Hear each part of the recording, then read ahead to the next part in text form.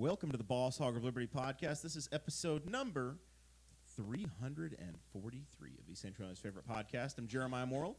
Today I'm joined by executive video producer, audio engineer, Zach Burcham, and my forever co-host, Mr. Dakota Davis. Welcome, everybody.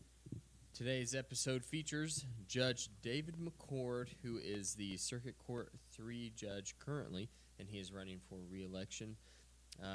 We had his primary opponent, Judge Lansinger, City Judge Lansinger, on previously. So now we're going to talk to David McCord and get to know him as well. We're going to talk about his view of the Circuit Court and a little bit about his history, what he enjoys about being a judge, and then we're going to talk about some of the issues that are facing the county and the courts specifically.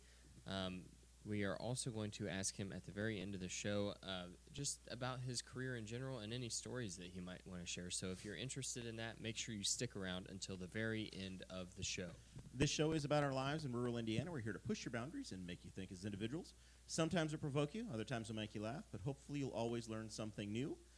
If you just tuned into the Patreon special segment, you learned that I'm not a big fan of the outdoor pond anymore, and Dakota has a whistle, or is owed a whistle. Is owed a whistle. Somebody owes him a whistle. I don't have a whistle yet. Might have to be borrowing a whistle. Who knows? On loan. If you want more info, you can support us by going over to patreon.com/Hog of Liberty. That is how this show gets on the air each and every week, but with your support, and gives us an actual physical presence right here in downtown Newcastle. If you want to support us in a major way, Dakota, what do they do? That's right. A major way, you donate at $50 or more a month, and you get a shout-out at the front of every episode, and we will plug your business or whatever you want us to. Those folks right now are Mr. Jonathan Phillips from Andy Moore Buick and GMC in Fishers, Indiana. And then we have Mr. Anthony Meyer, who is he is the backbone of America. He's keeping the country running, trucking goods in his big truck all across the country. The other day, I was driving down the road, and we were parked next to a semi at a stop sign, or at a stoplight, and my son said, "Daddy, I want a truck that big." So I said, "I know a guy who drives one." And then we also have Sports Corner and Varsity Outfitters here in Newcastle, Indiana. They're not even new to the club anymore. They've been around for a couple months now. Blake veterans now. Folks have been able to listen to him and join him. He did the embroidery on the PFG I'm wearing today. Really good, the nice Boss Hog logo on there. And he does all kinds of logo work, right? So there's the sports stuff, and you're like, I don't have kids in youth sports. But if you have a custom project or something and you want a logo made, they can do it. It's really impressive. The tiny details and letters and stuff he's still able to do. I am having him work on some for my day job. The company I work for, it's like, I don't know, $80 to go buy a shirt that I don't want through them. It's custom made. So I'm like, I'll just buy a bunch of polo shirts I like and have Blake do it. So Sports Corner and Varsity Outfitters is working on those for us. And then because it is the candidate series, we have a special sponsor for that as well, Dakota. That's right. Candidate Series sponsors, the returning sponsor of Wyland's Flowers. They've done both Jeremiah and myself. They've done both of our weddings. Great people to work with. We appreciate them very much. All of our apology flowers to the wives. That's right. Yep. Zach does that more than I think you and I do, but Mine are congratulations for finding me. No, they have beautiful flowers. This is the perfect time for live flowers and live gifts right now. Go see the folks down at Wyland's. They have everything that you could ever need. And then we also have Ink and Ale Brew House. We've got our koozies right now. We talked to Ink and Ale during the Newcastle on Tap episode. We talked to the lead chef, and he gave us a sneak peek of everything that they've got going on in there. We are very excited for them to be investing in the community here, and especially in the location they're at. I think they announced today 3 bays of golf simulators, too. It's going to be a really, really cool thing for downtown. So really excited that they're coming. They're coming, and we're all going to get to go play down there before too long.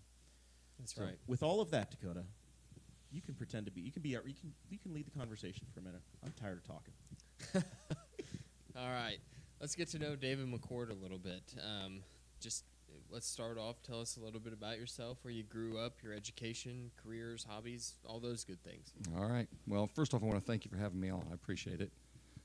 So I was born over in Hancock County, but I grew up here, moved here. My parents, I grew up out by Caddis. My parents lived on a small farm. We had a hog farm. We were in 4-H, and so went to school at Shenandoah. And towards the end of my high school career, my parents decided they wanted to start a little greenhouse business. And so they owned that for about 28 years, almost 29 years before they sold it to me.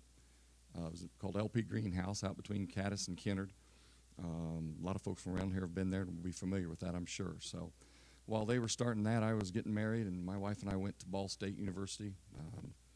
Have three natural-born daughters and a bonus daughter, so we have 4 daughters now. My oldest grandson, Hunter, who was throwing shot put at Pendleton Heights tonight, so I was there before I came there and had to miss the discus, but I've been getting reports. And then I have 3 granddaughters that live in Georgia. So with all the kids around, my wife is a retired school counselor. She was counselor at Pendleton Heights High School for 25, 26 years, I guess it was. We went to Ball State, graduated from there. Actually, I started out as a high school government and history teacher for about 3 years, coached basketball and football at the high school level. Was going to be the next Bobby Knight or Gene Cady, and that didn't work so well. So Were the chairs glued down to the floor? Was that the well, they needed to be. I learned a lot in those younger days. So we moved around the state a bit. And then in between that and law school, I sold cars for 6 months. It's not true. I sold a car for 6 months. My dad came over to the western side of the state and bought a car off of me. You'd have to buy a lot of cars to make that a successful venture for you. Yes, it would have been. But it was a time in our lives when I got accepted to law school. So I went to law school when I was 30 years old. And so my wife worked. We had to move to the south side of Indianapolis, and she taught school and had a second job and put us through that.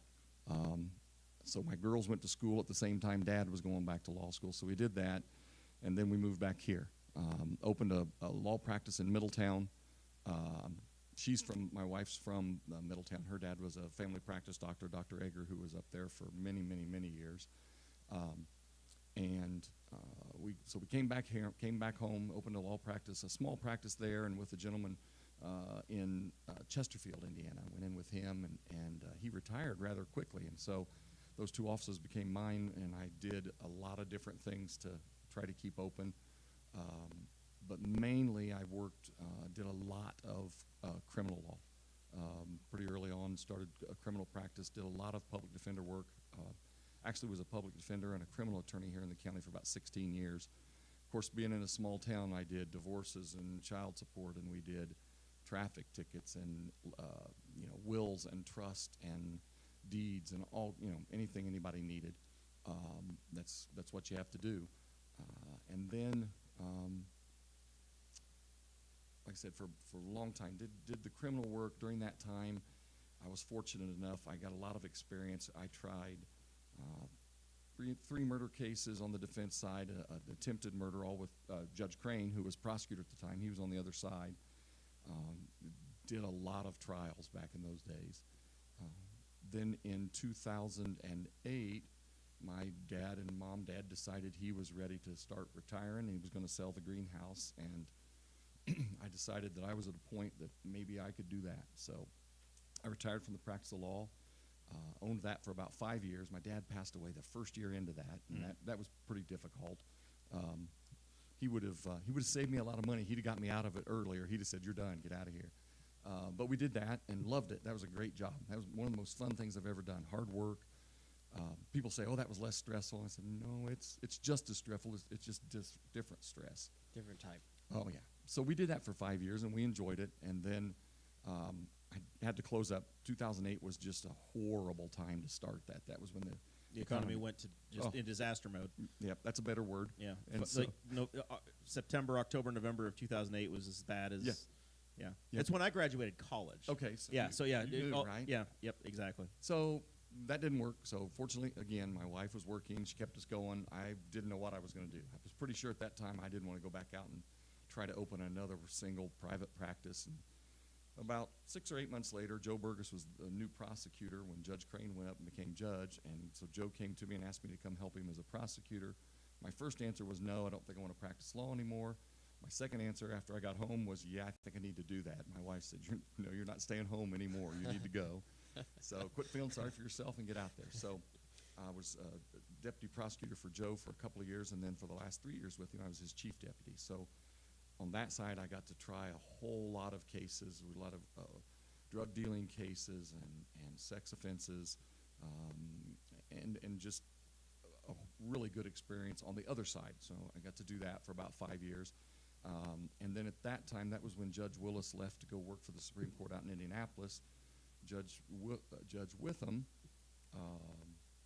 who, really good side story, by the way, when I was coaching in college, I came back at Shenandoah and coached some football and basketball.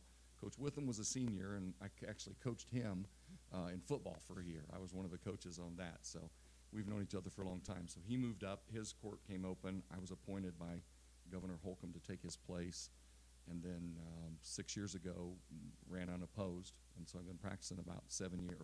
I've been the judge for about 7 years now. So we've had a lot of experiences during that time. I have coached my girls at different levels through that, and they came back here, and it was a little tougher for them. They came back here to go to Shenandoah, which was our home school, but not theirs, and they played athletics there. And in 1981, I was a member of the Final Four team at Shenandoah. So there's this, as my girls call it, life-size mural on the wall that they had to see every day in school. Now, they've told me that they used to throw mashed potatoes at it at lunch. So we kind of have a battle of that in our house, because that was we were the state finals in the single class. My middle daughter was on Shenandoah's team, one of them that won 2 state championships and state runner-up one year. But I always trumped that because ours was single class and theirs wasn't. But that doesn't go well. You got to stop doing that because it doesn't work. But so our kids, they beat everybody that had the opportunity to beat. Yeah. That's what. Now you're arguing just like my daughter is. It's like, man. So the kids have been part of the campaign, which has been kind of fun, and we've been out seeing Henry County, parts that I've lived here almost my whole life, and there are parts I've been to that I didn't know existed. I'm going to tell you, I drove through Honey Creek today accidentally, and I don't think I had ever been to Honey Creek in my life. I was like, it's an actual town, or a settlement of homes. Did you know that exists, Dakota? I've always seen the sign on 36. Yeah, I'm the same way. Just have seen the sign, never been over there. It's an old railroad town. They had an elevator and a railroad, so they were big years ago. Yep. So are you in the Shenandoah area now is where you reside? We live outside of Mechanicsburg, Middletown, whatever you want to call it. Yeah. I'm still from Caddis. So the northwest corner of the county. The northwest corner. We went to Strawn to a pork chop dinner the other night, and that's about as far southeast as you can go. I was about to we say live the opposite corners. Yeah, it was. It's a long way from there to there, but it was certainly worth it. So, yeah. Very good. Well, the exciting part about having some opposition in a race is you get to campaign and go to find yourself at all the small town dinners. If you say so. Yeah. It's not that exciting. No, it is. The dinners have been. They've been good, and it's been great to see people. I mean, we've enjoyed meeting a lot of new people. So, because we don't have a lot of contested judge races, I think it's a low information office for the public, and that's why I'm excited to have had Judge Lansinger on, have you on, and the coroner race as well is another one that we're going to get to in a few weeks that we haven't really talked to folks in. Educate us as to what a county court is and the differences between them, in the best you can in layman's terms. Well, I saw the episode that Joe was on, and he explained city court very well. We have a unified court system in Henry County, and what that means is we have 3 circuit courts. Some counties have a circuit, and then 1, 2, 3, or 4 superior courts. This is new for us to be unified. It hasn't always been that. It hasn't always been that way. Yeah. It's relatively new. Judge Willis and Judge Payton, when he was here, so it was somewhere in the early. It seems like it was in the early 2000s is when that happened. And what that means is we all have equal jurisdiction. We can all do anything. Now, we've divided up our caseload to keep things equal. As far as the amount of time or the amount of the bandwidth to go through each one. Yeah. The Supreme Court keeps track of all that, and they try to keep the mathematicals of it are they try to keep us all at 1.0, and we're very close to that in our county. Some counties are much lower than that. Some counties are a little higher, but we're pretty far up there as far as that goes. But so what happens is Circuit Court 1, which is Judge Witham, he does all of the chins, all of the juvenile cases.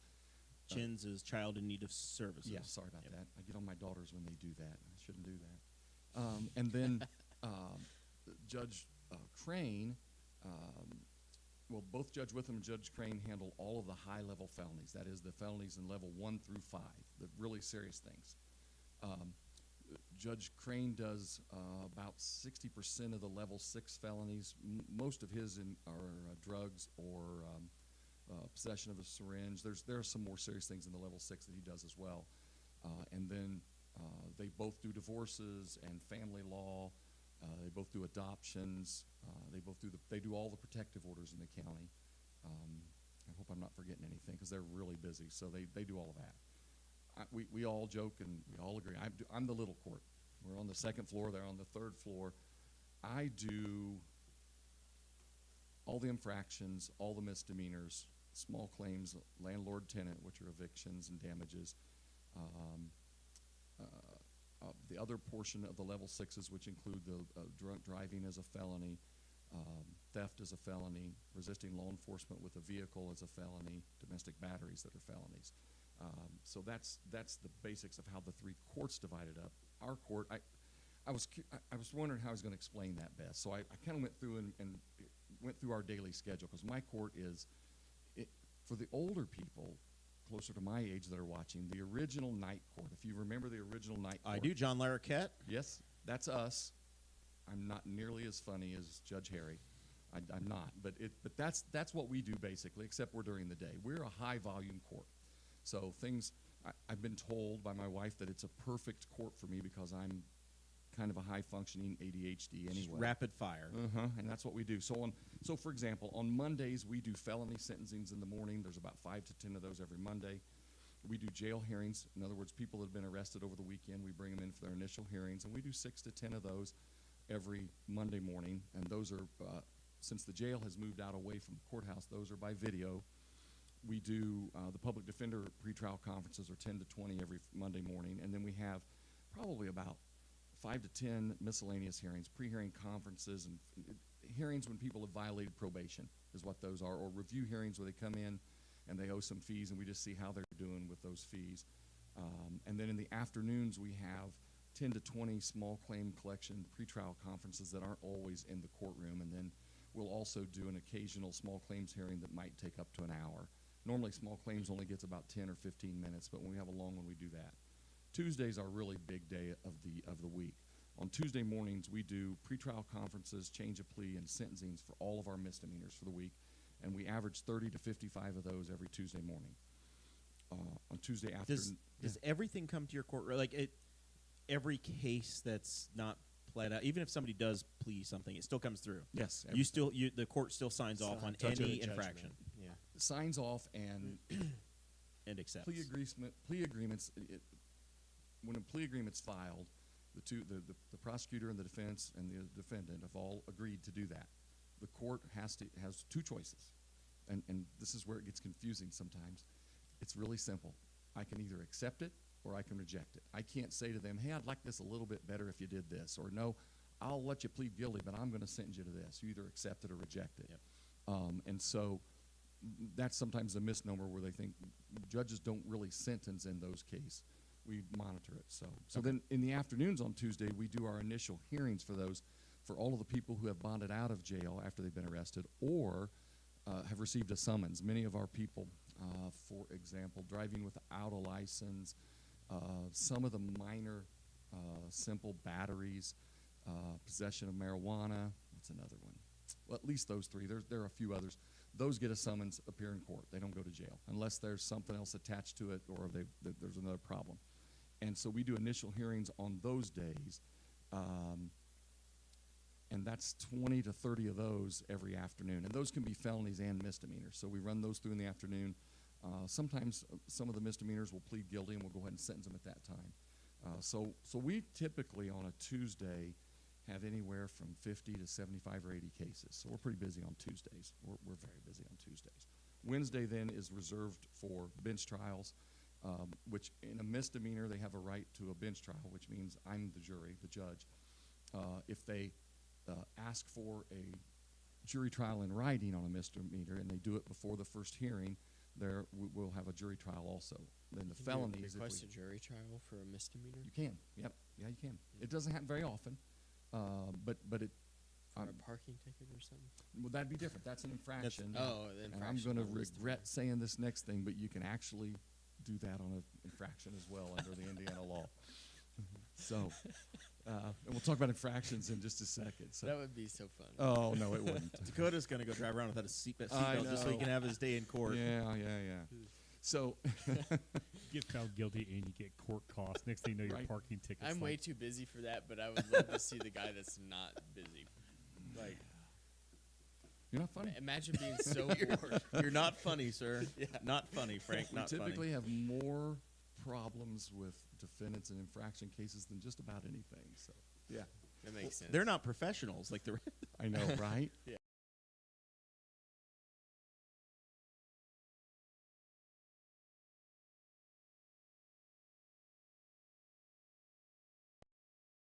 Level 6 only has six jurors, and so those usually will take a day, maybe day and a half.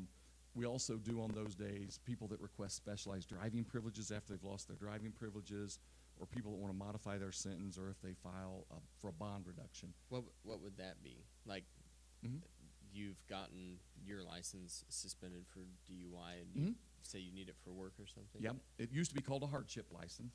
Now it's called specialized driving privileges, and you can ask the court to have a hearing to consider giving you specialized driving privileges. The judge has a lot of flexibility there. You can total discretion whether you want to grant it or not.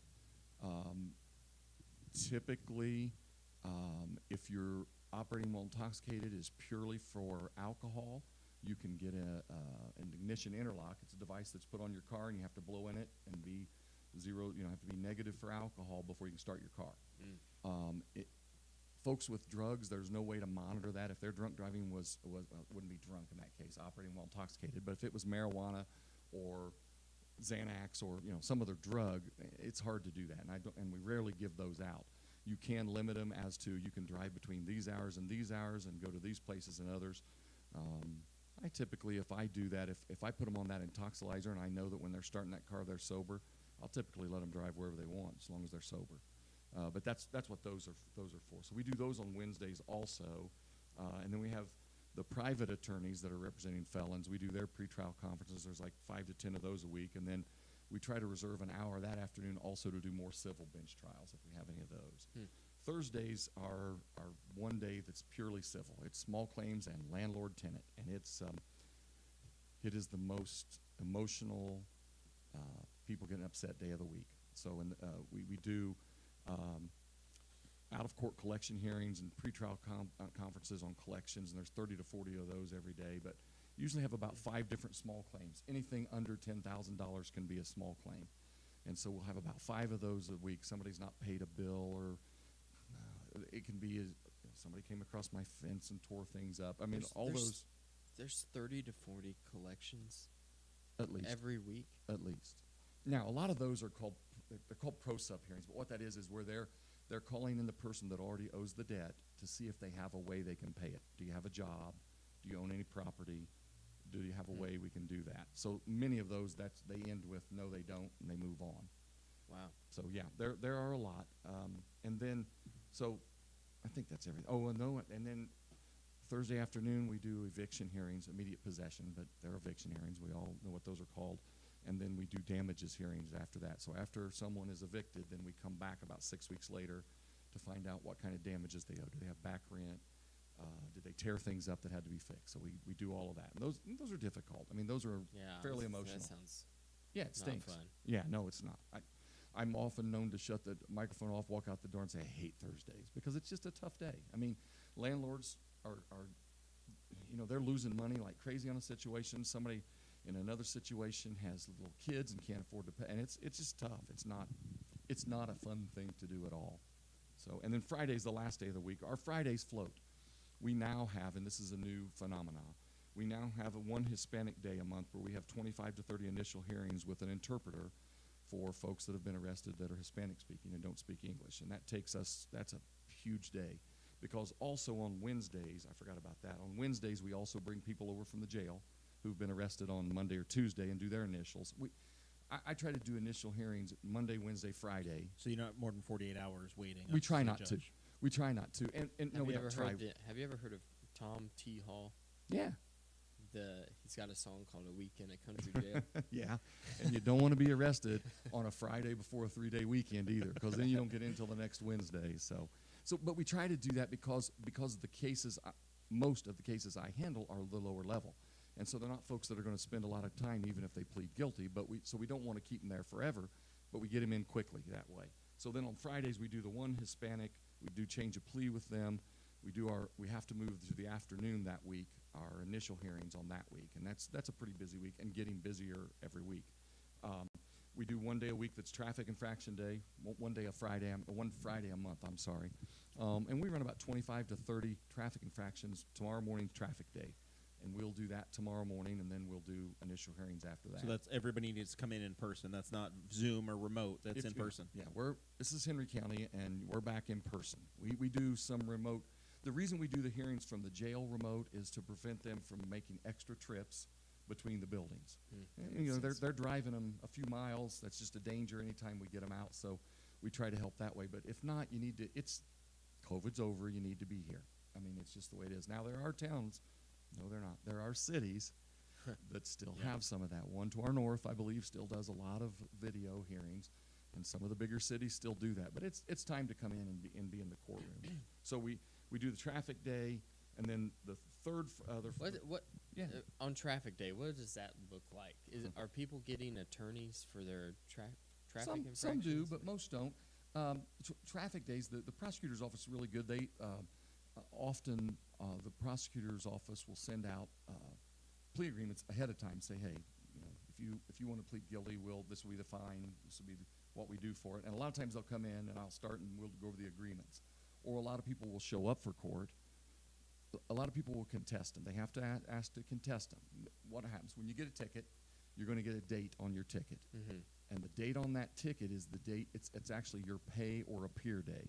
You either come in and pay your ticket by that date, or you come in and say, I want a trial, and then we have a trial. Oh, okay. Well, I guess there's a third option. Sometimes they can come in and request request an extension. The clerk's office takes care of that, and I believe we'll give them a 30-day extension automatically to pay that. So the ones that ask for a hearing come in that day. So we have the officers all show up that are going to be there. The prosecutor's there with them. Some are represented, most are not. Many come in, and quite honestly, they come in to see if the officer shows up. And if the officer shows up, often they'll plead guilty, or they'll work out a real quick plea agreement. And so we do those, and then on that day, we obviously do the jail hearings as well. Because if the officer's not there, then there's very little. It depends to work with. They can't get a guilty plea with them that way, but there could be a continuance depending on the situation. If I've got an officer that got called out on a wreck, we'll continue that. If I got an officer that got called out at the last minute to go testify somewhere else, we'll continue that. But if they just don't show up, usually we're not going to move that on. So, is it worthwhile? So, if I leave here tonight and I get pulled over and get a ticket, is it worthwhile for me to show up to the traffic court date, or should I just pay the ticket? So you're asking me if I'd rather have to do work one more time and decide who's guilty? He's asking you as the guy he might vote for to continue as his county judge as to what his best chance at justice is. Let's say it this way. If you think that it actually works out for most people who show up. Some yes, some no. Now understand that we have differences. I mean, we all know the jury trial stuff because we watch TV. You're taking a day off work too. Yes, yeah. And so remember, in the jury trial, it's guilt beyond a reasonable doubt. And that's a real high standard, up over your head, right? Mm-hmm. At a traffic infraction trial, it's the civil standard, which is a preponderance of the evidence, which do I believe a little bit more? Which basically it means prove it. Yeah, and if a police officer, if he can articulate what's happened, and he's got a radar, and he's calibrated it, and he's done everything he's supposed to, and I believe that what he says is right, your chances are. But if maybe as an example, Dakota, if they said you were swerving and you've got a dash cam and you have evidence that says, hey, Yeah. I wasn't swerving, I brought that in, Yeah. then maybe you do have counter evidence you can bring in there. It's possible. Yeah. Yeah. Oh, people have done that. Yeah. Yeah. Yeah. Hmm. I would say that it's unsuccessful. Well, and that's not true. Once the trial starts, you lose more often than you win, as long as the officers are doing their job. If they're doing their job right, they're proving their case. So That makes sense, But it yeah. does sometimes help you to get a plea agreement. Although the deputy prosecutor has been handling this for the last 2 years. She does a great job. Her name's Janet Manship, and she's not from Henry County, but she does a great job of early getting out a plea agreement and saying, hey, if I looked at this. If you want to do this, this is what we can do. So, and we have one other Friday that we do, and that is we have a review hearing. We have one Friday afternoon a month where we do 70 to 100 people come in just to review to see if they've paid their cost and fees. Now, that's not an intense thing. It's just, have you paid them? Can you pay them? Is there a reason you can't? And do you need more time? If they need more time, the answer is yes. What fees? Court costs and fines. So, okay. Things that you have levied yeah. in the past. So, for example, OVWI, first time operating while intoxicated. If everything's normal in it, a typical one of those will be a sentence of 365 days in jail, suspended except for the time they spent in jail when they had to go at first. They'll be maybe put on probation, maybe not. I'll determine that after I send them out. I send them to, we have a court alcohol drug program that we run out at community corrections. They'll go, if they're a first-time offender, they'll go out there to that program. They'll do an evaluation, then be told what they have to do. It might be a couple of 4-hour classes. It might be 4 4-hour classes. If they've really got a substance problem, alcohol and or drugs, it might be that they have to do intensive outpatient treatment through Meridian or another provider, or they may need some. Many times people with substance abuse issues have something that is called co-occurring disorder. In other words, they've got a problem with alcohol and this, or they've got a mental health problem along with their alcohol problem or drugs. And so we try to work on that. So even with OVWI, there's a penalty to be paid, but it's usually a fine, not a hefty fine. You have to pay a $200 countermeasures fee. You're going to have to pay, if you hired your attorney, you've paid them. If you haven't hired and you've asked for a public defender, you have to reimburse the county some if you can afford to pay part of that. And so those cost and fees. The difference between an OVWI and a DUI. Same thing. It's the same.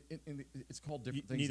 Neither one loses its license. Or does. No, it's they all do. Yeah. So in my court, I can. Your maximum license suspension is the highest penalty on the case. So first offenses are typically A misdemeanors, which is 0 to 365 days in jail. So the maximum license suspension is 1 year. I typically suspend them for 90 days. There can be reasons to go less or more. If it's your second offense, and Indiana law is really strict on this, if it's your second offense any time in your life, so you could have had a drunk, I call them drunk driving just because it's a simpler technology, or terminology, but it's called operating a vehicle while intoxicated. Could have been in 1977. Oh my gosh, and it's it happened. happens now. And it's automatic 1 year suspension. Yeah. Automatic. Wow. Now, if you have a second OVWI within 7 years, it becomes a level 6 felony. So a level 6 felony is 6 months to 2.5 years in prison, and that driver's license suspension can be anywhere from, would have to be at least 1 year, but it could go up to 2.5 years, even if you don't sentence them to that much. So what we'll typically do is send them out to that, on those first offenses, we'll send them out there to the testing, to take treatment or whatever they need to do, bring them back for a review hearing. If they've successfully completed that, and honestly, most people do. You know, most people with drunk drivings, honestly, are one and off. Most people self-correct. We make them go do that, and most people that get in operating while intoxicated, they're embarrassed. They've made a mistake. I'm going to come back to that in a minute. But they don't need a lot, and so we don't give them a lot. The people that don't self-correct, sometimes they have 1, 2, 3, and it gets up to 4, 5, 6, and that's why on those, when they get the felonies, we have to use prison sometime for those. So, but those are the kind of cost and fees then, because that program we send them to also cost them, I think it's $350, and so. But I will always give them as much time as they need to pay, as long as they're not a rich guy that's got plenty of money. Then if you've got the money, you got to pay. But if you just tell me you can't afford it, we'll ask a couple of questions to make sure that's right. We'll give you more time, and most people eventually get it paid. They do take care of that. So that's kind of that. That's all really interesting. I'm glad that you broke all that down because we heard because Joe Lansinger said that he kind of mentioned that the Circuit Court number 3 was a high volume courtroom, but it's hard to put that in perspective as to what exactly that means. But you laying out your weekly schedule, it's a high volume courtroom. It is. I mean, it's very high. But we also one more thing on that. It's called it's our court alcohol and drug program. Now, I don't have as many drug cases as Judge Crane does. I get possession of marijuana, and I get possession of a controlled substance as a misdemeanor. Something that's not prescribed. Yes. Well, he's going to get legend drugs, which are prescribed. He's going to get all the meth, all the heroin, all the cocaine, any narcotic. Those are all going upstairs to him. So he has a drug court, and they run drug court. My court alcohol and drug program's a little different. It's not as intense as his drug court. That's the next step, right? So, but if we get someone who really needs the help when they come back to my court, we'll put them on probation for a year so probation can monitor them and help them. Probation has lots of tools to help people. I mean, probation is not a punishment. You have to go in once a month. You're subject to random drug screens and urine screens. You have to pay some fees. But the biggest thing our probation officers do is they help people fix what's wrong. And that's what I wanted to tell you. So you see what I have. I mean, at maximum, I have some level 6 felonies that can be 6 months to 2.5 years in prison, back to the Department of Corrections. And then for somebody who's committed a bunch of crimes, they can be a habitual offender. They've committed 2 or 3 prior unrelated felonies.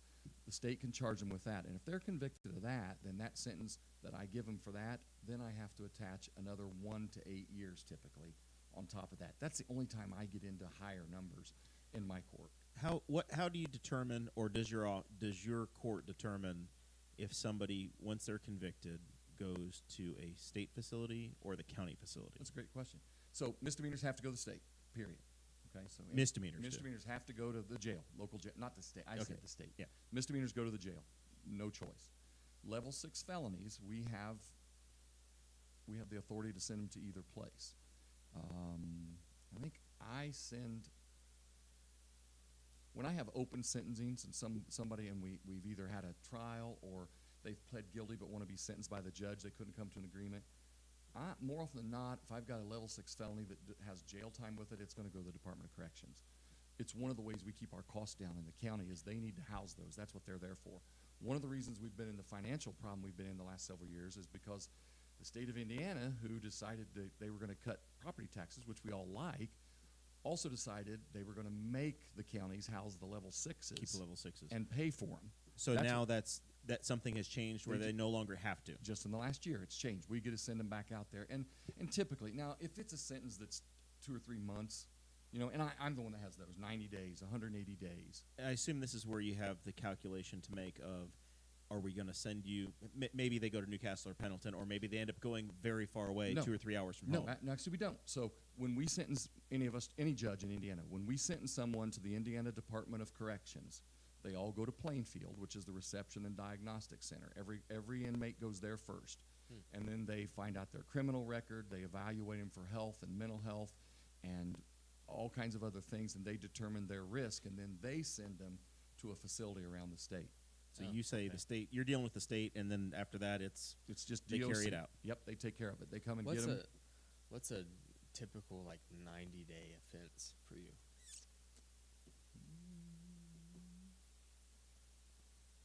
Resisting law enforcement. I've gotten much more harsh on resisting law enforcement over the years. The troubles that we've seen around our country when people resist, and then we have a situation where somebody dies. I don't care which side you're on. This morning we had a high-speed chase out of Newcastle where somebody died up on. And it finally terminated up on Galliard. I just saw that before I came in. Yeah, in Muncie. Yeah, I got a quick text. Yeah. If you're resisting, I don't care how you're resisting. If you're resisting, then it's true resisting. I don't mean you yanked your arm away while they're putting the cuffs on. But if you ran from the police, typically the big one we run into is somebody will be driving like that guy. Now that's an extreme situation, and they'll take off. And they won't, they really have to, they chase them. If you take off on a bicycle and the police is behind you with the lights and sirens on, that's resisting. If you do that, you're going to get at least 30 days, and usually it's going to be more like 60 or 90. Now remember, one thing you got to remember, for level 6 felonies and misdemeanors that I have, every day in jail that you don't get in trouble, you get credit for 1 day out. 90 is 45. Yes. Oh, really? 2 I to didn't 1. know that. So you guys have never been in jail because the inmates are all like, do I get 2-2-1, Judge? Yes, you get 2-1. Now the bigger crimes are a different scale, are 75 and 85%, but in our court. So my sentences don't, so that means on a misdemeanor, the most I can give you is 1 year in jail. So the most you're going to do is a half, is 180 days on that. So So if you sentence me to 30 days in jail, I can be out It's- in 2 weeks. You get 2 15. weeks. Yep. As long as I just, like, How you do you don't get in think? a fight or something, right? That's Yeah. what it is? Yeah. If you get in trouble in jail, and I don't. That's their. They maintain that. They Yep, manage that. we don't have any part of that. Oh, so they don't come back to you. Mm-mm. No, once we sentence them, they're out of our thing, unless we decide to modify a sentence, which doesn't happen often. So tell us about the staff of the court and how you organize it. Obviously, I assume once you're elected judge, the schedule you have, you and your team set. We did, but I will be honest. I got to give credit. This is Judge Witham's. I made some tweaks to this that worked better for me than they did for him, and some things like Hispanic Day was never a thing before, and so we've had to make some tweaks. But yeah, you're in charge of our schedule. In a small county, we work together. Judge Crane, Judge Witham, and I. We have to make sure our criminal things are not. We try not to have them on the same day. You only have so many attorneys, so many. Public defenders, yeah. especially, we're Oh, limited, yeah. and so we Makes have to sense. be real careful about that. And the jail staff on those days, we do bring inmates over, and so the deputies, we have, we are very lucky in Henry County. We have one of the most secure justice centers around the state. A lot of counties don't have that. I can't bring my cell phone in. I've tried. Nope, you can't. And it gets in every once in a while, but then the judge gets mad when that happens. So, no, we were just at a meeting, the district meeting of judges yesterday with the Supreme Court up in Muncie, and one of the counties, Blackford County, they were so happy that they finally have one entrance and guns, and they've got one security guard for the courthouse now. We have each of us has our own security officer in our courtroom, a deputy. There are, I think, 2 or 3 downstairs that take care of all of that, and so we're very secure. And so, as a judge, I feel really safe. It's a different world than it used to be. I mean, one of the things the people that have noticed with me, we haven't been walking door to door. I don't think it's probably safe. It's probably not a good idea nowadays to be walking door to door as a judge. So we've tried to get to as many things as we can. We're going to try to go walk in these towns, but we're not going to go up and knock on people's door and do that kind of stuff. So it's just different. We all know it's different. We all feel it's different, and it's been changing for years. But COVID and the pre-COVID issues really sent the world into a different stage. So you organize the schedule and the days of the week for the court. Mm-hmm. Tell us once again. This is Staff. educational for folks. The staff, yeah. How many So how many folks work there? How that operates, and Okay. do you have a role in controlling what that looks like? Yep, they are.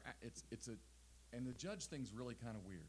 Judges are paid by the state of Indiana, not Henry County, so we're state employees. Oh, I didn't know that. Yeah, so I have 3 workers. They basically do the same thing. We give them some different responsibilities, but they all have the ability to do everything. It used to be called a bailiff. It used to be called bailiff, secretary, court reporter. They have that title, but they all do the same thing. I have one worker who does most of my criminal court reporting, another one who does the civil court reporting on that day, but yet they can all work in and out. So I have 3 ladies that work for me there.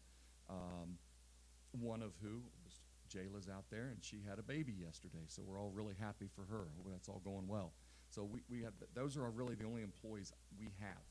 But again, we don't pay them; the county does. It's a really weird dynamic because the county kind of controls them, but they have to do what we want to be done. Yep. We haven't had any trouble since I've been judge in this county with those lines at all. But that means you need to work with county council to get funding to For staff them. to staff the courts. And I will. Okay, you asked. That's the one problem we have with funding right now. Our staffs are very underpaid. 'Cause I took a peek. It's way below what you'd get in the private sector. And it just went up. They gave them a $1,000 a year or something.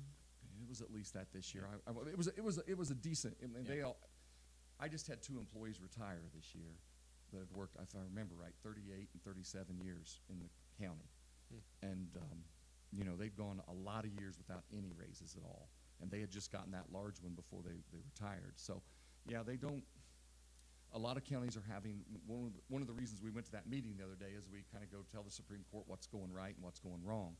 The common things that are going wrong is we've got this huge influx of people that can't speak English and we need interpreters. And the other one is what court reporters are getting, the court staff is getting paid, and how counties are running through them because people come, work for a while, then they can, with their qualifications, they can go work somewhere else. So that's been a real issue. But that's really the only people, well, that's not true. The judges are also in charge. We supervise the probation department. We have adult and juvenile probation. And so we supervise them as well. We also are, all three of the judges are part of the Community Corrections Committee, which meets once a month. We have a thing called JRAC, which is New Justice Reinvestment. It's a new, trying to put things together in a different way, and we're all working on that so we can do things more efficiently. And then, as I said, we all are part of that. It's Justice Reinvestment Advisory Committee is what that is. And then the probation supervision is not, it's not difficult, but that's something we're in charge of. And then we have to come, we do the court budget, which is, we take turns. Every 2 years, one of us is the presiding judge. We just rotate on a 2-year basis. And so it's my 2 years right now. It's a hated job because you have to make the budget and go to council meetings and all that. So that's interesting. Yeah, it's not fun. Nobody likes budgets. It's the administrative side of the world. When I make my budget at home, I control my budget at home. I can't control this one. So I think, Dakota, in the we've covered a lot of ground, but the biggest thing I think that we wanted to talk to, now that we kind of understand what the court is more your view of law and legal issues that you think might be coming, things that we can do better as a community, and things that you've obviously been serving for 6 or 7 years now, and you've already seen things change. What do you think's happening in the next 5 years? We have two, in the criminal law, we have two major issues still. Obviously, drugs. That's still a major problem. Judge Crane has done a really nice job with that drug court. We all work with it that way we can, but it's still a problem. I mean, we're not, the other one is that's really increased, and this is something I've been dealing with, is we have mental health issues. We all three courts do. I've had a passion for it. We had a young man in this town when I came in that was 18, and hadn't done anything major. I don't even remember what it was. Might have been possession of marijuana. Came into the hearings. His mother was with him because she was his guardian, and he wouldn't stay on his medication. When he was off his medication, he was not well. And so we got him back on his medication. Well, he continued to come back to the point where his mother finally gave up, and then he became homeless. One day he set himself on fire out in the middle of the road. And when he would come in and we would get him, I at one point we worked with him and you try to get those mental issues, but we just didn't have a good way to deal with the mental issues. And so at some of our seminars, we have a ton of opportunities for legal education as judges. They treat us really well with that. But one of them, at one of the probation ones that I went with them to, is a thing called a crisis intervention team. And so we are in the process. Our first meeting for our crisis intervention team steering committee is set up for the end of May. And I'm so excited about it because what we're going to do is this program will help our officers deal better with mental health crisis, mental health issues that they come across. It's a program that was started in Memphis in this, I think it was in the mid-'70s or '80s. Tennessee or Indiana? Tennessee. Memphis, Tennessee. That's where my daughter lives. A great barbecue and blues down there. But it became very large, and we've seen it work in places. So anyway, within Indiana, Johnson County is kind of the leader of it, and Johnson County holds these classes 2 or 3 times a year. So when the sheriff was elected and Matt Schofield became police chief, I talked to both of them. I'd worked with Matt when he was an investigator and all the other things. When I was on both sides of the law, the sheriff was new. I went to him and said, I want to get this started, but we can't do it. It's going to take time. I'd like to start sending some officers. Will you guys help? Sure. So we started sending officers. So for the last year and a half, between the two of them, we've sent over a dozen officers for that training. The overwhelming response from those officers has been, this is amazing. And so what it does is it helps, after they've taken that class, It helps them to understand the signs and symptoms of mental illness and those co-occurring disorders, which in our case is going to usually be drugs or alcohol. It can be other things, but it helps them to recognize those signs and the symptoms when they're in a crisis situation. You know, we've all seen these on whether it's been Indianapolis or where, big cities more, but where we've had this situation where it turned into a shooting, and we find out later that person had a really severe mental health problem that was covered up by maybe drugs or whatever. So it'll allow them to help recognize those. It'll also help them to safely de-escalate those individuals. There's a great video out there. I think it's called Mike and Joe Crisis Cops, and it was in Dallas, and it was filmed maybe 10 years ago. It's been on HBO several times. And these two go around town. They're regular officers in their town, and they get called out to the suicide lady, wants to jump off a bridge. They talk her down, show how they do it. Had a gentleman who came into court who was just belligerent, but you could tell they got him to calm down. They de-escalated it. So that's one of the things we want them to be able to do when they see a behavioral health crisis. And then the main thing it'll do is it'll help us help them to utilize the community's resources and the diversion strategies that we can get in that program that are available to give them that emergency assistance, so that we can start for some of those people, not everyone, some of those people with some of the more severe mental issues, we can get them to an emergency mental health place instead of the Henry County Jail. And that's what we're trying to do. And so the sheriff and Matt Schofield are both on board with me. The chief police of Knightstown, the chief police of Middletown, they're going to be on that committee with me. We'll have the prosecutor, public defenders. More importantly, though, we're going to have people from Centerstone Health and from Meridian Health and from the hospital. And all of our first responders, leaders of those groups are going to help us. And then we're going to have community members. Eventually, we don't right now, but once we get in and can find out who these people are, we want to have citizens of our community who've been through that on the other side, who can help us say, no, this is how that looks from this side. Or even parents of those kind of individuals who've been through it. Those kind of people, when we all work together, we think that's going to be a big deal. It's going to take us a year to get that settled. And once we get that steering committee will meet once a month for a year, and once we get it settled, then we'll start doing the training here. And the great thing about the training here is it's a 40-hour training. When our guys do it now, they go down to Franklin. It's Monday through Thursday for 9 hours a day, and then 4 hours on Friday, and they get done. Our police departments have taken care of any overtime that there's been. They feed them down there and take care of that.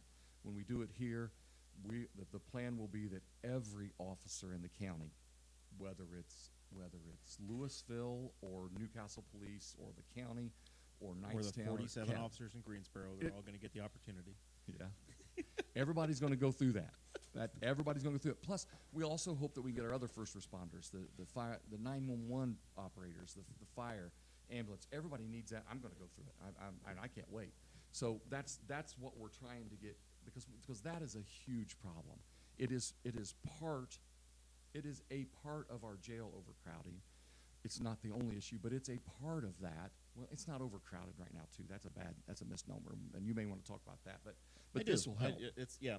That's a great. You brought us right to it. We've been What a segue.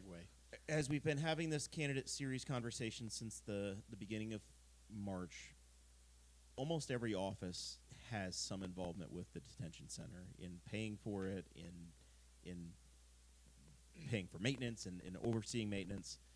The judges, the coroner's office, I think everybody has a role in what happens in that facility. And it sounds like community leaders are at a crossroads again of, we opened this in 2022. There was a lot of folks that are saying we need to add on and expand a pod and move forward with that. And there's other folks that say, no, we need people resources. We need to invest in public defenders. We need to invest in the prosecutor's office. We need to get folks. There are people that are on the short side of sentencing. The latest data I had talking to the sheriff was there were less than 10 people as of a month ago that were actually sentenced to something that are sitting in the detention facility. Is that something that the courts can influence, or help us understand from the court side, or from your side, I guess, how that looks and what we should be? I think it's very important for the community to understand. Well, I've heard some of those shows on here. I've heard some things in campaigns, and let me say this: I don't think judges influence how many people are at jail at all. I will tell you who influences how many people are in jail, and that is the criminals and the people that break the law. That's what influences the number of people in jail. Now, having said that, what you said, most of those things would all be helpful to this issue. I think we had some numbers spike just a short time ago, and they've kind of gotten them down under control a little more. I think once we get this fully running crisis intervention team, and let me say this about that is not the same thing as a mental health court. We may yet do a mental health court, but we can't. We're too small, and we don't have the funds to do both. We're hoping that the hope is that the crisis intervention team will take care of some situations quicker and easier and honestly more beneficial. We do need the mental health court, but it's going to take some time because it takes a lot more funds. But judges, and I've heard that before, and judges don't have any control over that. We sentence. The law's this. It's between 0 and 365 days. But I thought you might ask that today. So I did a little research right before I came in. I picked up today's jail list. We get a jail list every day, who's there, what they're there for. Today's jail list, we have 215 people in the jail. 19 of those have already been sentenced. 12 of those are in the JCAP program, which is the jail court and alcohol program, which is doing really well. They just had a graduation Wednesday night. They're doing a wonderful job. 7 of them are being held for another county or agency to either go to. Some of those are ICE. Some of those are the DOC. The DOC is not incredibly quick to come pick their people up. Although once we sentence them to the DOC, if they leave them in our jail, we get those funds per day. So that's not as bad as it sounds. That's why we try it. Once we get them sentenced, then it's like whatever. 61 of the people in jail today are there for either a probation violation, a failure to appear, or multiple. Failures to comply with a judge's order of some kind. Their bond has been revoked because they've committed more crimes or anything like that, and they've had a new case or something else. So that's 99 of the 215. They're there. There's no getting rid of those. Nope, you're not getting rid of those. And those numbers are always going to fluctuate and change. So that leaves, I think, if my math, I'm not, I'm a judge, I'm not a mathematician. I think it's 113 that are still in jail awaiting trial. So I looked at that because here's something else I hear, and I've been hearing this for years. And remember, I was a defense attorney for 16 years. I think I was decent. I don't know how good I was, but I think I did a good job representing my clients. I was in the prosecutor's office for 5 years, and I've now been a judge for 7 years, which those two things have helped me so much as a judge, working on both sides of the law. It helps you understand things better. But one of the things I hear constantly, I've heard it, I've been questioned about it, is 2 things. There's too many people in jail for just a little bit of marijuana. And the second is, we got a whole bunch of people in jail for a week or more for driving while suspended just because they forgot to renew their license. I've heard those quotes. I've heard them this week. We had a candidates forum on Monday night, and I heard them there. So let me tell you what we have in jail today. We have 0 people in jail today for just marijuana. Possession. For possession. Well, I don't think today there was even anybody. Well, there was one that was accused of dealing. Only 1 for possession. Now, there's some that's attached to their meth, and they're this, and they're that, and they're that. But only 1 that's in there, or 0 for just marijuana. And that's pretty typical. All those years of doing those 3 things I just told you, and I think I heard Joe talk about this in here. When somebody gets sentenced, we do what's called the probation office does something called a pre-sentence investigation report. And the biggest part of that is their past criminal record. And when I used to get those, and when I was in defense work, I defended people with marijuana and other things, but I mostly got the higher cases because I had the experience. So I did murders and attempted murders and drug dealers and all of those. I can't think of a time over the 16 years I was in the defense bar, nor the 5 years as a prosecutor, and definitely not now in 6 years, almost 7 in about a month of being a judge, that I've ever seen anybody who we've sentenced for dealing in drugs that their first or second offense wasn't possession of marijuana.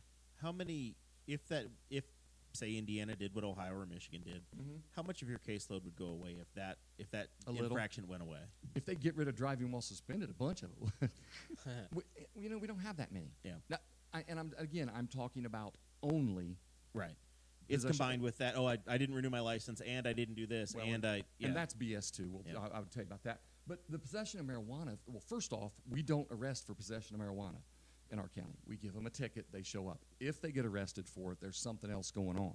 But we don't do that, They okay? had meth, heroin, and marijuana. Yeah, or it's a second, because possession of marijuana is a B misdemeanor, 0 to 180 days in jail.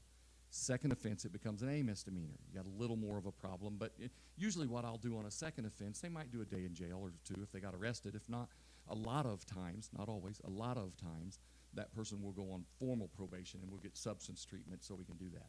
Typically on the first offense, they get a fine, they get court costs. I make them do a 16-hour online class, okay? So the woe is me stuff you're hearing about marijuana for the jail, it's just not true, okay? So also, other than that today, so people who are dealing or possession of meth, either dealing meth or possession of meth, well, dealing anything or dealing in possession of meth, narcotics, cocaine, and heroin, 48 of those people. Battery, domestic battery, battery on a law enforcement officer, intimidation and strangulation, 25 of those people are in there for that. Resisting law enforcement, 8 of them are in there for that, and that includes with and without a car. And then people that are in there for either child molesting, possession of child pornography, sex crimes, I think included at least one rape. There's 8 people in there for that. We still, I mean, It's still more than 60% is violent. at least. And the ones that aren't, of those ones that aren't violent, Or they're crimes against people. They're or property. The other ones are repeat offenders. Somebody that's on their 4th theft, and they were doing probation on 2 of them. You're going to stay in jail. I mean, okay, let's talk about that driving while suspended now. First offense, driving while suspended, we spend an incredible amount of time in my court. And if you could just talk to people that have been in there in the last year. Janet Manship, again, the deputy prosecutor. When we have someone that pleads guilty to driving while suspended, we stop the hearing. She goes over their driving record and says, do you know what you need to do to get your license back? And if they can get their license back, we set their hearing out 30 to 60 days, sometimes a little more if we have to, and give them an opportunity to get their license back. And when they get their license back, they come back in. They've pled guilty already. They get nothing but typically at that point, they pay court costs. They might pay a $15 fine. We don't suspend their license further. We're happy as hell. We want to get their license back. So we have done such an incredible job in the last 4 or 5 years of getting people their license back, because one of the things I changed, and this has been one of the things I've heard some complaints, I went to the sheriff and the prosecutor 2 years ago, a year and a half ago, and said, I'm tired of people getting a driving while suspended ticket, coming back in, get arrested. They don't get arrested. Coming back in, and by the time I get done, they've had 4 driving while suspended. I want to arrest all driving while suspended and put a $350 cash bond on it. We started doing that. And I said, I promise you, we will have hearings for them on Monday, Wednesday, and Friday. That's why we do that. Nobody's going to spend a lot of time in jail. Most of them bond out. So if they bond out, they don't have to appear. They can get out immediately. They get out immediately. $350 will get them out instantly. Yep, it'll get them out instantly. If they don't, they come in and we'll do their hearing. We'll do their initial. A vast majority of them. I mean, the one great thing about people with driving while suspended, they don't come in and say, I'm pleading not guilty. I didn't do that. They say, yeah, I did it. I need to drive. In that case, typically, they'll be released from jail anyway. And we'll do the same thing. Can you get your license? What do you got to do? Here's what you got to do. For those that bonded out, we look at them and go, you got to pay 2 tickets off, one in Hancock County and one in Henry County. If you pay those tickets off, we can waive your reinstatement fee. These people have huge reinstatement fees from the Bureau of Motor Vehicles. And I have the authority, if they pay their tickets off, if they have no tickets, if they're not suspended for anything else, and if they pay their tickets off, and if they've got insurance, they have to prove to me they have SR22 insurance, which is an emergency insurance they can get for 6 months. If they do all those things, I will waive their reinstatement fees. I don't care if they're $300, $500. We've had some that are $2,500. Those get waived. They can go get their driver's license, come back to the next hearing. We have a party practically, but we have so many people, and I'm saying we, and that's not fair, because the prosecutor's office and especially Janet Manship deserves most of that credit. But we work with them to do that. We laugh about that's not a problem-solving court, but it should be, because we help people all the time. We do the same thing for operating without ever receiving a license, except we don't arrest those. If you get arrested well, it's still an arrest. If you get arrested, they give you a summons to come back for operating without ever having a license. What do you got to do to get your license? Are those different Yes. levels? Driving while suspended means you had a license and you've been suspended. Okay. I never knew that there was Well, a difference. so I get people from Newcastle. I mean, it's that- my God-given right to operate a car. I don't need the state's permission, Dakota. Yeah. Are you a sovereign citizen? Is that I what was I'm going to getting say, now? we're going to get some sovereign citizens. Oh, here. my. I own my body, sir. I'm not doing it. I'm not driving, I'm traveling. That's what they say. Yeah. Unless it's the NBA and then nobody travels. Yeah. That was for Sean Rao out there because he thinks that that's basketball. Love you, Sean. But it sounded like the first group you ran down, like the 99 people, Mhm. those are people that could not be in the jail, but they chose to do things not the right way and Yeah. got themselves in jail. So that 99. Yeah. Is there any way that the county can shift them to the state and say we're not holding you anymore? No. And they are Because they're they- not sentenced to anything that's a state facility. Well, they've not been sentenced at all They, yet. they just Okay. haven't cooperated with the being a good citizen between their arrest and their Yeah. sentence. their And the court- most yeah, typical that's right. one, well, there's two of them. Failure to appear. What the heck's the easiest thing to do in life? Show up. So now we're going to make you. They appear. fail to appear. Typically, and all the courts are different. I'm not speaking for either one of the other judges, but typically in my court, the first time you fail to appear, I'll issue a warrant for your arrest, and the bond will be $250 to $300 or to $500, somewhere in that range. Bond out, you don't have to. If you don't bond out, we'll get you in. We'll do your case. Will the sheriff go chase you down and bring you in at that point, or is I it don't- just if we run across you, now you're coming? It depends on what they failed to appear for, what the crime was. Again, we joke, it's not the truth, but I don't do important stuff. That's upstairs. Right. So they aren't going to go out and run you down. If they know where you live and they know if they've had you under investigation for another crime, they may go out and serve those warrants. Right. So that's probably the biggest one. The second one is that you've gotten another charge while you were out on bail for the first one. Because now those two charges, if you're convicted of both of them, they become consecutive. In other words, you stack that time on top of each other. And my opinion is, if you've committed another crime, I'm giving you no bond on the one I had. You're going to stay in jail till we get this done. And also, the other thing that happens is people that are on probation that fail drug tests. If you're doing drugs while you're on probation, if you're doing meth, if you're doing anything but probably marijuana, I'm revoking it with no bond. If the marijuana's combined with other things while you're on probation, or if you keep doing it, then you're going to be put in jail with no bond until we get this taken care of. You're going to stop. In other words, what I tell them is, I want you to get help. I'll help you to get help. But I'm telling you one thing, I'm not going to watch you die from a drug overdose. You're going to stay in jail. And I said, maybe I can't cure you, and maybe I can't keep you from doing it forever, but I can stop you at least for the time I've got you in jail from doing drugs. Is there any so among that 99 and the folks that have consecutive problems and what's the average time that they end up waiting, I guess, to get to trial? That's where I'm trying to figure out if there's an express lane or a way to push those folks through. Well, and say, hey, let's get them pled out. Let's get them. Yeah. And is that where the resources for some other offices would help maybe to get get those folks that so they don't spend more than 30 or 40 days? Those are things basically out of the control of the judges. Right. Nothing's totally out of our control. Right. But we can't. I mean, we talk amongst in this room we've talked to council candidates that say, hey, this other office is where we need it from. That's where I think some of this is educational for our audience. yeah, there are things that can be done that would help. I mean, first off, I'm not going to say what they are because I'm a judge and I'm not a legislator. I'm not the council. I'm not that. And we all have a part in that. But as I said before, the easiest way is if people quit committing crimes. But that's not going to happen. Right. You'd be out of a job. As a taxpayer, I'm just trying to figure I out if the county understand. has to spend $15 million on a new facility, or if we can, if I Well- can spend $4 million on trying to get some people and things pushed Well, along. Okay, I'm going to say this. It would have been a lot cheaper to have built it when they built it. The judges were not involved in the size of the jail. Right. The prosecutor was not involved in the size of the jail. Now, so it's there. We got to deal with it, and it is going to be a lot more expensive now than it would have been to have done it at that time. John Malakote was in here. He said about double. I think they I've- even said. I've I heard think numbers. I heard like 3 to 4 million at the time, and now like 15. I've heard those numbers. So like potentially like an extra 10 million. But we're not.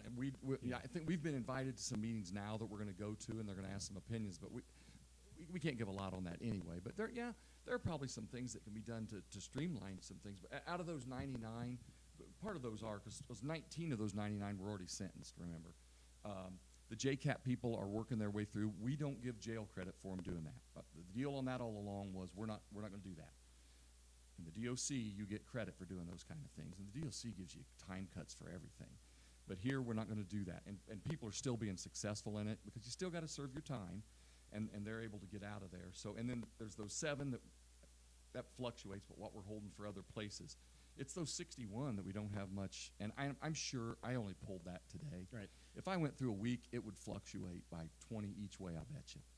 Yep. Well, it's a fine snapshot of data and gives us something to discuss and try to understand. Yeah, for sure. And just so we know, and sorry to harp on this, but it's always dug at my craw. One of my best friends lives in Austin now. I hope he's not listening. We argue about politics. We're on total opposite ends of the political spectrum, but we love the same music, so we get along great. We like to golf. He's always on that. People shouldn't be in jail for one and I'm just telling you, people aren't in jail for one marijuana cigarette. And if they are, it's because they had a record a mile long and they violated this or they violated that. So that and the driving while, to me, it's disingenuous. It's an easy say we can fix it this way. If we had more public defenders and we had more prosecuting attorneys, it might be able to go faster. I mean, there's a little bit of backlog left over from COVID. It screwed things up bad. I mean, there were no trials for a couple years, and we're really been backed up. I got jury duty, but I didn't get to go. Zach's trying to volunteer. If he can just go stand around and get to the front of the line, he'd like to do it. My wife's been called like 3 times. I've never been called. Man, I would love to go. I would. Genuinely, I would love some jury duty. I would have loved it when I was an attorney. The best thing, when we tried cases, the best thing was always to go in and talk to the jury afterwards if they agreed, and you could find out how, high and mighty attorney, how you thought that was really what they were talking about, and they're like, nah, you're an idiot. That's not what, this is what was important. And they told Judge Crane and I once, could you two do anything without arguing? Yeah, like one lady said, and Judge Crane would tell you this too. One of the ladies said, she was older than us at the time, and she said, if you were my sons, I'd take you out back and give you a licking for that. You got to learn how to get along a little bit better than that. So juries help you so much. I mean, I in one of my early trials as a defense attorney, I clearly objected way too much because I went in and said, do you have any questions? And some guy just blurted out objection. And it was like, uh-oh. So you learn from that, right? Yeah. I would love to be on a jury, but not now. So tell us about your time as judge and maybe some things that have been rewarding or success stories you think you've had as you're looking in the rearview mirror 7 years back. Yeah. I mean, I think getting this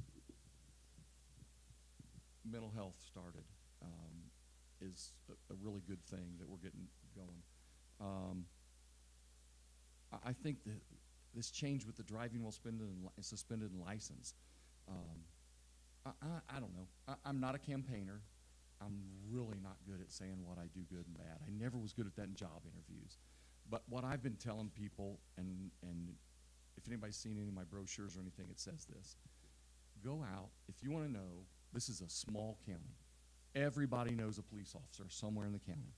Go talk to a law enforcement officer that you know, or 2 or 3. Go talk to somebody that works in the government that's worked with us. Go talk to a lawyer. I mean, this is a small community. Most people know one of the lawyers, or you've been to a lawyer. Go ask them what kind of job I've done. I'm really willing in this to sit back and just let them tell you how I've done, good or bad, and then you can see what you want to do. But, it's great to work with people. It's horrible to work with people, right? I mean, it's good and bad. It's just what it is. But it's pretty good because I love coming to work every day. I mean, I really do. It's just been awesome. We work with great peoples. We have a really good legal community around here. It's not so good as it used to be because I'm now one of the oldest. I'm 61 years old now, so I'm not the young kid. All the guys that I looked up to, they've all retired now, or just about all retired. So, but we just having those opportunities to help different people get those. I don't want to give anybody away. I went to a restaurant the other day. I was in town. Well, we were in town for the Saturday night. We went to the car show, went down. The big Eclipse extravaganza weekend? Yes, that weekend. We didn't come for that reason. We came to wear our shirts that my wife calls billboards, and so we came down, talked to people, and had a good time. I have a son-in-law that works for the city out at the cemetery, and my daughter, and they came with us. My wife decided I wasn't going to eat that fried hot dog that I wanted, but she wouldn't let me have it, so we went to Kai's.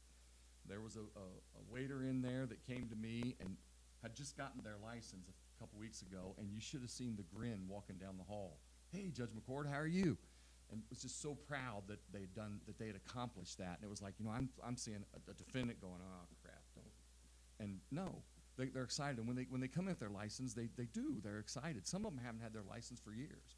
So and I can't, again, I'm not taking credit for that because Janet does all the work with that. But those are the things we're able to accomplish when we have. I want to speak about one more group. My public defenders. I have different ones than Judge Crane and Judge Willis. Theirs belong to the county public defender office. Where do yours come from? We have hired private ones because the public defender's office didn't have enough room for them. So we have our own. I have actually a gentleman named Pete Capifari who lives over near Fortville. He's hired a person to help him do it, and then he does also Judge Crane's level 6 felonies on Thursday morning. Works for me on two Tuesdays a month, and every Monday for sentencing.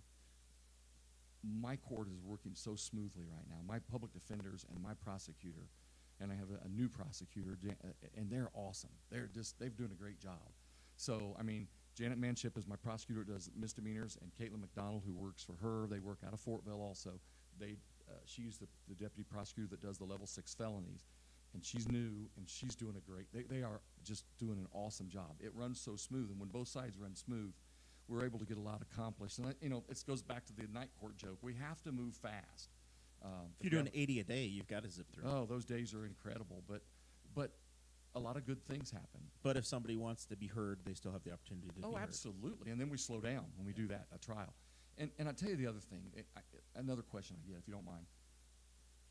I get the question, what's it like working with bad people? And I say, I don't work with very many bad people. And I'm talking about my defendants.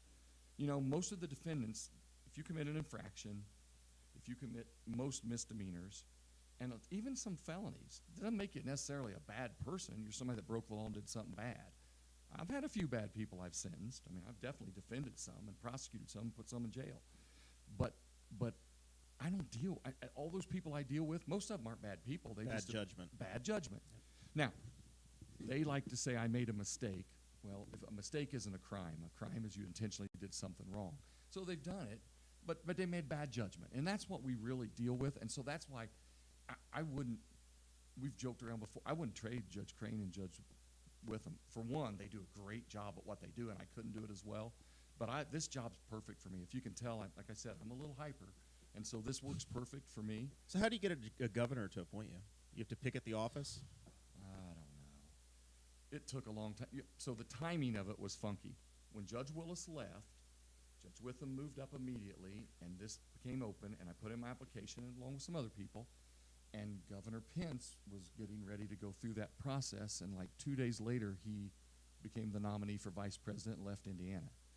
And so Governor Holcomb at the time, Lieutenant Governor Holcomb at the time, didn't want to move on it as lieutenant governor. So we had to wait until he was appointed governor, and then the process was really slower than normal. I was probably a year and a half to 2 years in before I got appointed. We went down, they have us come down for an interview. The governor's staff, he has his chief attorney, and then 2 people from that office, and they interviewed us. They talked to other people in the county. I don't even know exactly who because they don't tell you. And then a couple of months later, I get a call from the governor at like 6:30 at night. I was out with some buddies golfing. What are you doing? Smart answer would have been, I'm working extra hard tonight. Not me. I'm like, I'm Golf golfing. course. Yeah. So he said, well, I want you to take over as that judge. And so within 5 days, I was sworn in, took over, and and it hit full speed. Because about the same time I took over is when we started going paperless with our new system. And so, that's also been a big benefit to us. So were there interim judges running the court during that time? Ed Dunsmore, Knightstown attorney, was the permanent pro tem for a year and a half. He did it for quite a while. And he had retired. It was rough on him. That took a lot, and he did a great job. I mean, wonderful for him to do that. But yeah, that's kind of how you get. I mean, I've talked to a lot of judges that have been down there since, or people that have actually interviewed that didn't get the job, and it's just an interview. They ask you they ask you about this, a lot of the same things you guys ask about how you did this and that. What would you do different? You know, what are your plans as judge? What do you think you would do? And which is a trick question no matter what, because you don't know. You've never been judge. I mean, it's a different thing to get used to. I mean, one of the first trainings that we had with that, they invited our spouses, and you know, they talked about things like situational security, courtroom security, but wife, spouse, your security. You got to be careful. You know, your friends. You got to be careful who you're friends with and who you talk to about things, because you can't. Everything's confidential, and you do find yourself to become more isolated. I'm been a very social person that way, and for the last 7 years almost, I've been very isolated. I mean, I still talk to the guys. We still text about ball games, and we'll eat lunch with some of them sometimes.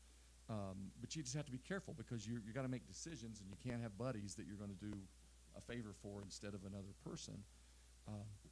And so it is tough in that way. It creates you have to be really careful about your own mental health, and it isn't the easiest thing to do, but it's very doable. But the problem is, I finally got myself into that cocoon a little bit. And then you get an opponent, and you got to run for office, and now you got to go out and be social again. And so I'm having fun with it, but it is different because we've had to be so careful up to this point. So Very good. We're probably at the point in the show, Zach, where we need to start doing final thoughts. Any questions that came to mind for you? Things that we need to clean up or we forgot about that are on your wish list? It's fascinating. It was just the rapid fire part sounds insane, honestly, to hear that many things, that much stuff in a day. And then I talk about the isolating yourself. I bet that's worse. We're in a small town, and it's like in Indianapolis, a judge may never see that person ever again. Right. But like I know my mom got called for jury duty, and she goes to church with either attorney or the judge. I can't remember at the time. Still does, and she started to stand up. And like, yes, we're well aware of the First Methodist Church connection. Sit down, Jane. And was like just immediately like, you'd like, I know that person. Well, congratulations. It's Newcastle.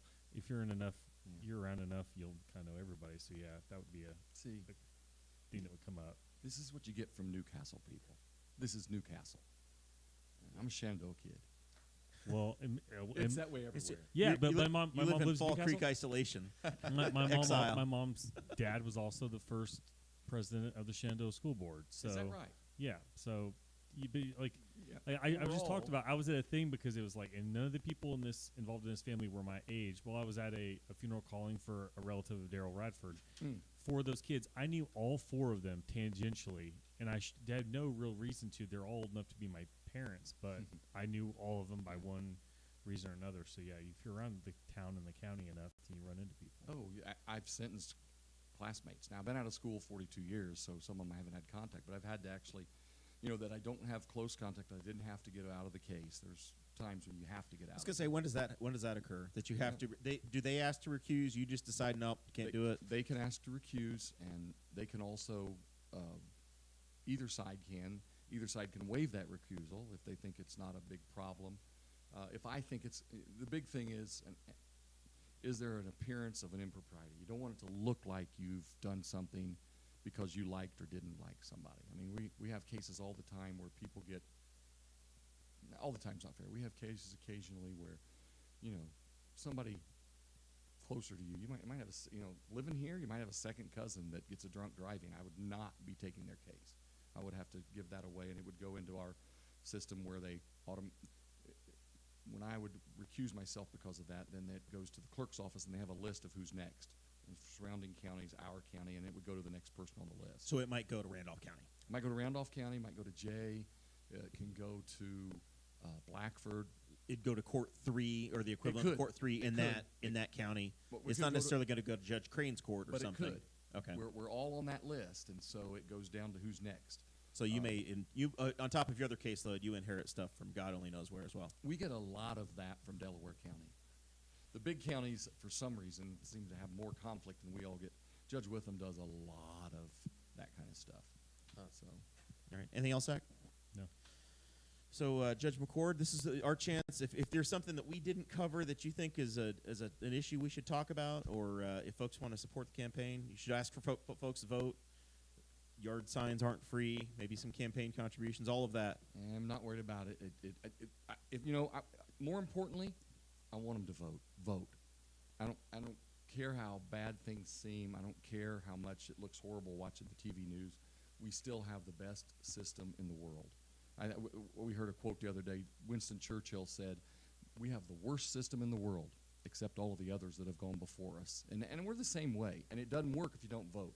And I know it's not exciting because both President Trump and President Biden already, you can't go out and vote for president. Well, there's a bunch of governor candidates, there's a bunch of 6th district, and there's a whole lot of local folks. So just vote. I hope you vote for me, but vote for whoever you think it is. I mean, I've never gone wrong being that way. Yep. Well, we appreciate you putting your name forward and running, and I know that you're kind of bummed that you've got to actually have a primary, but as a first of all, as a podcast host, but second of all, as a guy that gets to gives us something to vote for and a decision to be made. Mm-hmm. And I always tell candidates that when they come through here that I thank them all for running because they make, win or lose, I think we as taxpayers get better public officials because they actually had to think about these ideas, and we get that knowledge as voters about what they think and how we came to be. Well, I really appreciate you guys having me on. Very good. Dakota? Appreciate you coming on. This was a super informative episode for us. I appreciated all the jail information, too, because it's something that we've been talking about for this entire primary series. So all of that information was super pertinent and super helpful, and it will definitely be called back to, I'm sure, in future episodes. Mm-hmm. And I also want to thank Wyland's Flowers and Inkanell Brew House. Both of the, especially Wyland's Flowers, just being such a long-time sponsor of the candidate series is super special. So thank you to both of them. Very good. Final thoughts for me. I got to plug what I did. Tuesday I was on the Push to Pass IndyCar podcast. Zach, I got to appear with the 13th place finisher of this last year's Indianapolis 500. Devlin DeFrancisco was asking me questions about what I thought was going to happen at Long Beach this weekend. That was the most surreal thing that's ever happened in my podcasting career. Yeah, he's interesting. I'm apathetic, very apathetic. I bought Zach a Devlin sticker last year, and he doesn't put it on anything. He owes me that. All right, we will be back next week, Thursday, the 25th. It's our final night with county council candidates. Right now we have Kyle Allen confirmed to join us. So it's I think it's the first time Kyle's actually been on the ballot. He got appointed to fill out Clay Morgan's term as county councilor. So looking forward to having him. And then if any others want to come back through, we'll have them on too. With that, we say thank you guys so very much. Thank you, Judge David McCord, for being here. You can vote now. You can vote tomorrow morning. You can get it out of the way. And as we said last week, you go pull the ballot. You vote now. The mailers will stop. The intelligent campaigns, all those high-level races for 6th District and for U.S. Senate. Oh, really? Those guys will take you off the list because they'll stop spending their money. Wow, that's worth save a tree just from like one particular just from candidate. Jefferson Shreve. Yeah, I was going to name it, but like Jefferson Shreve. Like, I swear I got a mailer that's the size of Judge McCord's campaign sign. I'm getting mailers. It was I'm getting mailers that are bigger than my mailbox. Yeah, I've never now. seen them this big before. Yeah, I was like, I don't know if it's like they think that the low vision group is the key vote now or something. It was like it was like the Braun Quarterly. He styled it like it was a magazine and it folded out. It's so weird. Anyway, with that, thank you guys so very much. We'll see you next Thursday.